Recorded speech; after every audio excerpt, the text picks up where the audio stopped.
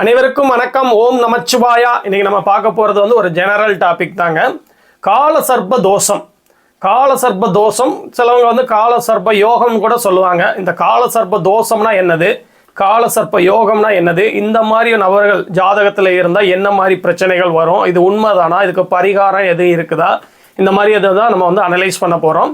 பொதுவாக ராகு கேது அந்த நிழல் கிரகங்கள் பாம்பு கிரகங்களுக்கு நடுவில் மற்ற கிரகங்கள் மாட்டிக்கிட்டுருச்சுன்னு வச்சுக்கோங்களேன், அதுதான் காலசர்ப்ப தோஷம் இல்லை யோகம். இது எப்படி வரும்னு பார்த்தீங்கன்னா, கிரகங்கள் அதாவது நவ கிரகங்கள்ல 7 கிரகங்கள் இருக்குதா, அந்த நிழல் கிரகங்களான ராகு கேதுவை தவிர்த்து மீதி உள்ள அந்த சப்த கிரகங்கள் கிளாக் வைஸில் அதாவது நேரடியாக இப்படி சுற்றி வரும்.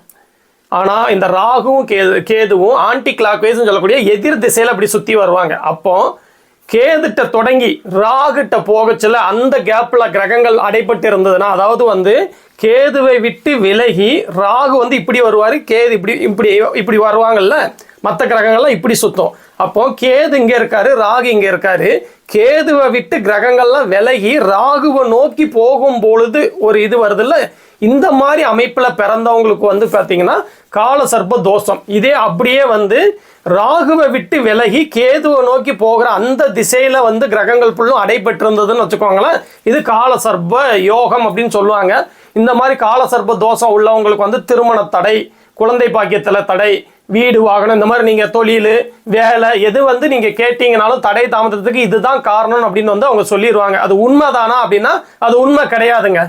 இப்போ ஜோதிட ரீதியாக உங்களுக்கு குழந்தை இல்லைன்னு வச்சுக்கோங்களேன், 5ஆம் பாவகம் ராசி மற்றும் லக்னத்திற்கு 5ஆம் பாவகம் எப்படி இருக்குது, 5ஆம் பாவக ஆதிபதி எப்படி இருக்கிறாரு, அதுக்கப்புறம் 5ஆம் வீட்டு காரகனான புத்திர காரகன் குரு எப்படி இருக்காரு, இதை தான் பார்க்கணும்.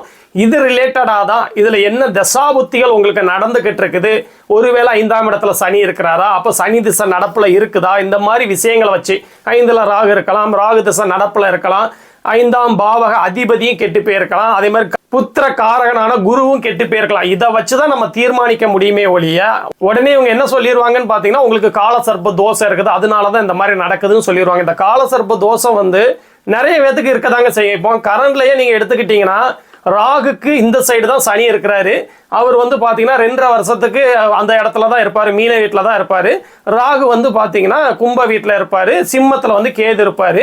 குரு பார்க்கும் பொழுது இப்போ கடகத்துக்கு அவர் பெயர்ச்சி ஆவார். இப்போதைக்கு அதிசாரமாக அவர் வந்திருக்காரு கடக வீட்டுக்கு. இருந்தாலும் பின்னோக்கி அவர் வக்ரமாகி மறுபடியும் மிதுனத்துக்கு பெயர்வார். இருந்தால் கூட இந்த கடக வீட்டில் இன்னும் ஒரு 1.5 வருஷத்துக்கு அப்படிதான் இருப்பார். இதே மாதிரி இருக்கும் பொழுது அப்போ பார்த்தீங்கன்னா இந்த வருஷ கிரகங்களான 1.5 வருஷத்துக்கு ஒரு தடவை பெயர்ச்சி ஆகிற இந்த ராகு இப்படி இருக்கும் பொழுது இப்போ அதுக்குள்ள அடைப்பட்டது யாரெல்லாம் பார்த்தீங்கன்னா, சனி அவர் 2.5 வருஷத்துக்கு ஒரு தடவை மாறுவார், குரு அவர் 1 வருடத்துக்கு ஒரு தடவை மாறுவார். இவங்கெல்லாம் அதுக்குள்ள அடைப்பட்டுட்டாங்க. மீதி கிரகங்கள்லாம் சந்திரன் 2.25 நாள், சூரியன் சுக்கிரன் புதன் இவங்கெல்லாம் 30 நாள் தான், செவ்வாய் 45 நாள். இந்த மாதிரி மாசம் மாறுற கிரகங்கள் உண்மையிலேயே அந்த கட்டத்துக்குள்ள போய் அடைபட தான் போறாங்க. அப்போ பிறக்கிற எல்லா நபர்களுக்கும் அப்போ காலசர்ப்ப தோஷம் இருக்குதா அப்படின்னா அப்படி கிடையாதுங்க.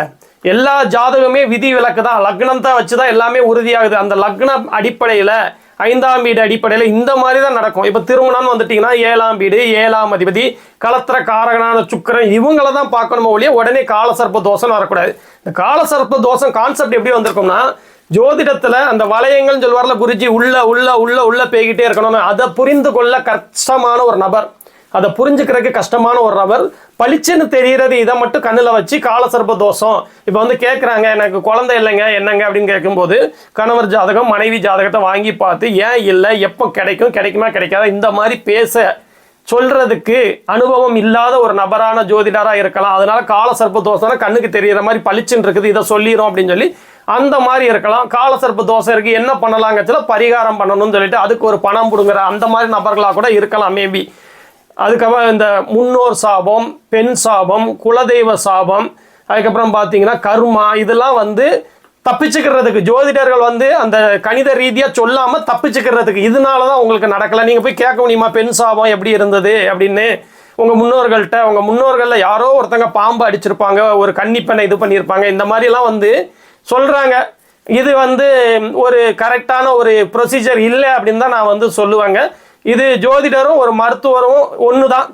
எப்படின்னு பார்த்தீங்கன்னா, உங்களுக்கு நல்ல தசாபுத்தி அமைப்புகள் இருந்தால் தான் ஒரு நல்ல மருத்துவரையோ ஒரு நல்ல பயனுள்ள ஜோதிடரையும் நீங்க அணுக முடியும். இல்லைன்னா போய் பணம் இழக்கிற மாதிரி தான் வந்து இருப்பீங்க.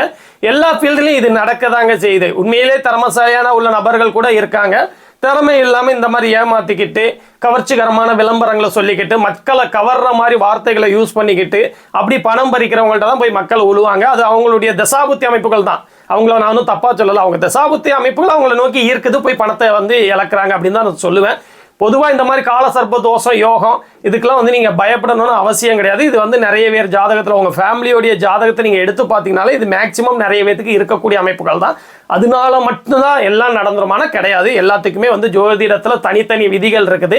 எதனால இப்படி இருக்குது அப்படிங்கிறதுக்கு நல்ல தசாபுத்தி அமைப்புகள், லக்னாதிபதி வலு, கோச்சார கிரக நிலைகள், அதோடு சேர்த்து ஒவ்வொரு பாவகங்களும் எப்படி இருக்குது, இந்த மாதிரி அடிப்படையில் தான் நம்மளுக்கு அந்த பாவகத்துடைய அந்த ஆதிபத்தியத்து ரீதியாக அந்த காரக கிரகங்கள் ரீதியான அவங்க பெற்றிருக்கிற சுபத்துவ பாவத்துவ அமைப்புகளை பொறுத்து நம்மளுக்கு நன்மையோ அல்ல தீமையோ தசாபுத்தி அமைப்புகள்லையும் நம்ம லக்னாதிபதி வலுவை பொறுத்து அமையும் அப்படின்னு சொல்லிக்கிட்டு இதே மாதிரி இன்னொரு நாள் ஒரு நல்ல டாபிக் கிடைக்கும் போது நான் உங்க கூட வந்து நான் பகிர்ந்துக்கிறேங்க.